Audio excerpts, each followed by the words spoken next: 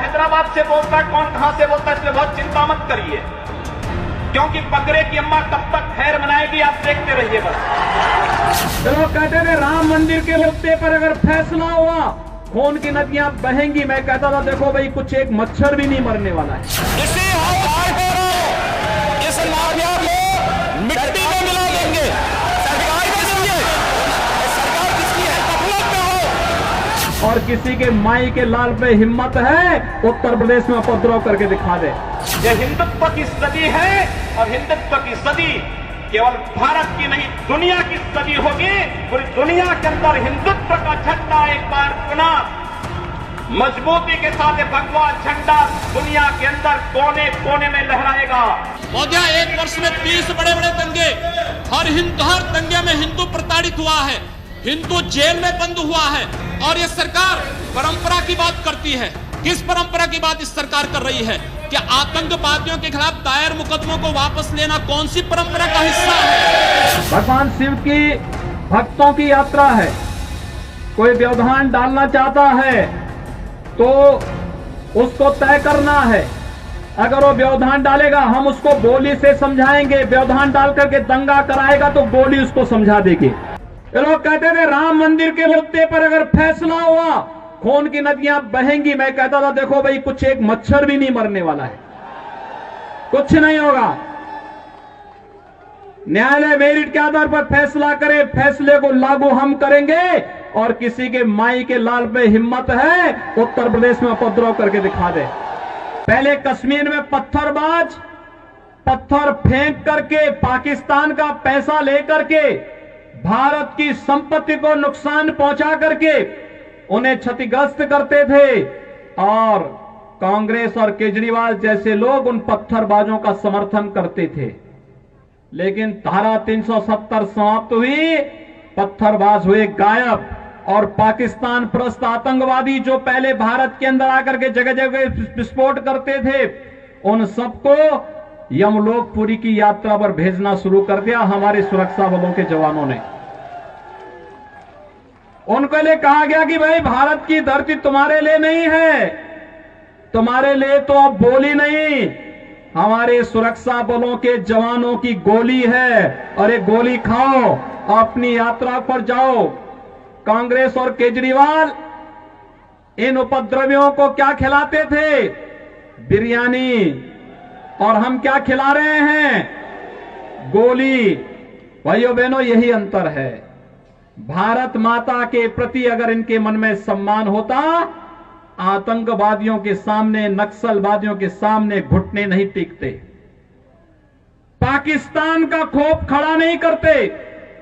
याद करिए मुंबई पे आतंकी विस्फोट, आतंकी हमला हुआ था और तब कांग्रेस नेतृत्व की सरकार थी और तब केजरीवाल भी कोई एक एनजीओ चला करके यहां पर जनता को बेवकूफ बनाने का कार्य तब भी करता था।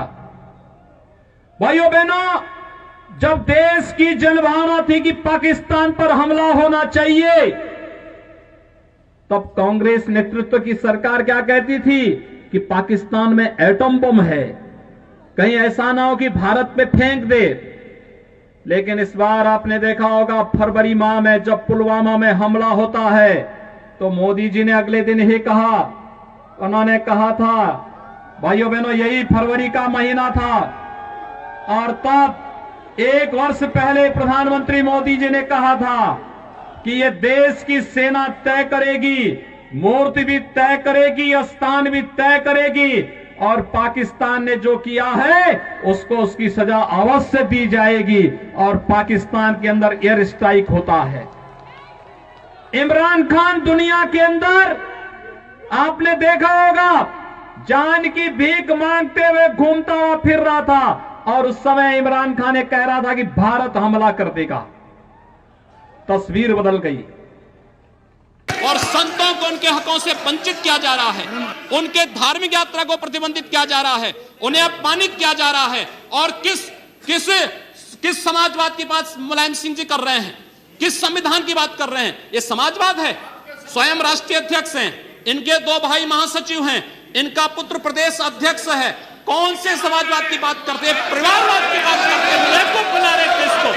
ये कार्य कर रहे हैं और बेवकूफ बना करके समाजवाद के नाम पर समाज को बेवकूफ बना करके सेकुलरिज्म की धज्जियां उड़ा रहे हैं। 30 दंगे उत्तर प्रदेश के अंदर हो चुके हैं। मोदी एक वर्ष में 30 बड़े बड़े दंगे, हर दंगे में हिंदू प्रताड़ित हुआ है, हिंदू जेल में बंद हुआ है।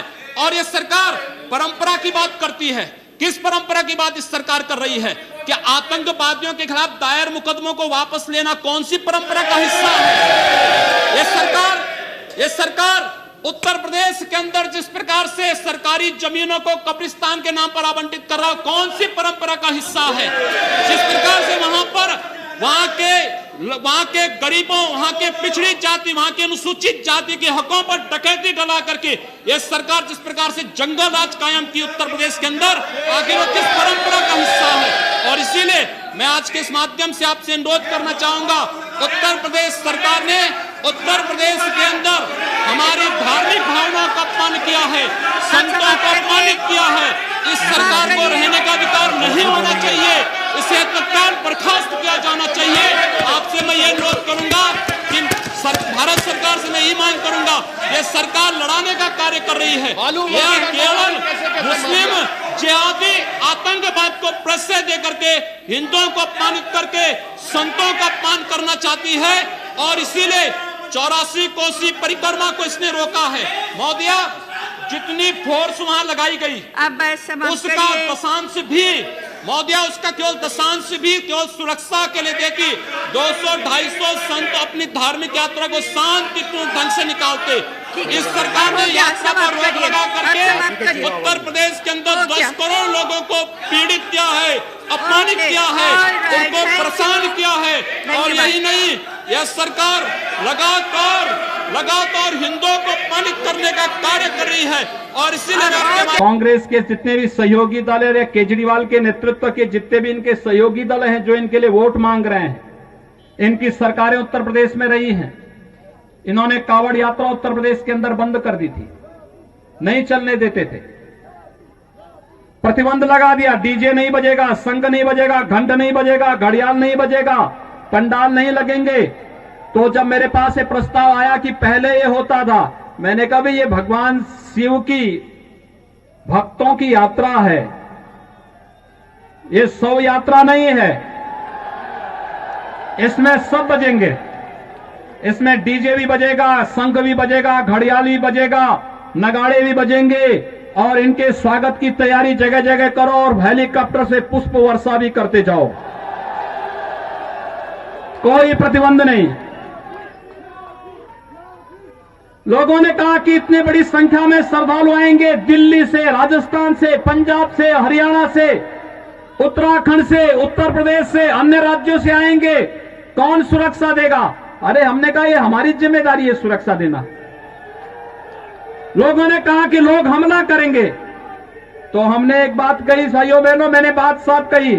मैंने कहा देखो भाई, भगवान शिव की भक्तों की यात्रा है, कोई व्यवधान डालना चाहता है तो उसको तय करना है। अगर वो व्यवधान डालेगा हम उसको गोली से समझाएंगे, व्यवधान डाल करके दंगा कराएगा तो गोली उसको समझा देगी। और भाइयों बहनों, 4 करोड़ से अधिक श्रद्धालु आते हैं, कहीं भी कोई बाल बांका नहीं होता। बहुत शांतिपूर्ण ढंग से भजन गाते हुए लोग जाते हैं, शिवालयों में जलाभिषेक करते हैं। जो दंगा के मंसूबे के साथ इस समय अपना सिर उठाने का प्रयास कर रहे हैं। 5 वर्ष तक ये सभी लोग बिलों में घुसे थे, दुबके हुए थे। जो थोड़े बहुत कभी सब्जी के लिए निकलता था, पुलिस पकड़ती थी, अगले दिन गले में तख्ती लगा करके आता था, कहा साहब बकस दो, बस सब्जी बेच करके अपना परिवार का भरण पोषण कर लेंगे। आप 10 मार्च के बाद देखना, फिर इनके गले में फिर वही तख्ती लटकती भी दिखाई देगी। और फिर एक गर्मी जो अभी किराना में और मुजफ्फरनगर में कुछ जगह दिखाई दे रही ना, ये सब शांत हो जाएगी इसके बाद। क्योंकि गर्मी कैसे शांत होगी, ये तो मैं मई और जून में भी इसको बहुत शिमला बना देता हूं। जो ये अपराधी हैं, जो ये माफिया हैं, आखिर ये पाले किसके द्वारा गए हैं?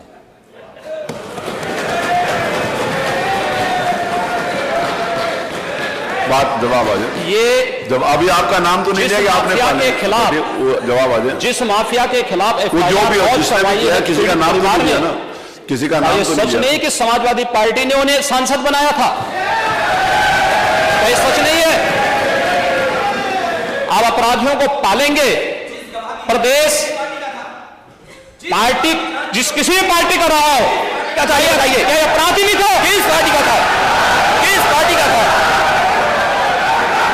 आप सारे अपराधियों को पालेंगे, उनको माल्यार्पण करेंगे और उसके बाद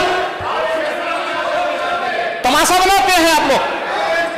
एक तरफ अपराधियों को प्रश्रय देंगे, उन्हें गले का हार बनाएंगे और दूसरी तरफ फिर दोषारोपण भी करेंगे। मैं उन्हीं पे आ रहा हूं, उन्हीं बातों पे चर्चा करने के लिए आ रहा हूं। हमारी पार्टी में आप बताइए किस पार्टी का सदस्य है? क्योंकि बहुजन समाज पार्टी से आपकी दोस्ती है, इसलिए बहुजन समाज पार्टी का नाम नहीं ले रहे आप। हम भी उन्हीं बातों पे कह रहे हैं। क्या यह सच नहीं कि जिस अतीक अहमद के खिलाफ पीड़ित परिवारों ने मुकदमा दर्ज कराया उसके परिवार के खिलाफ, वह समाजवादी पार्टी के द्वारा पोषित माफिया है?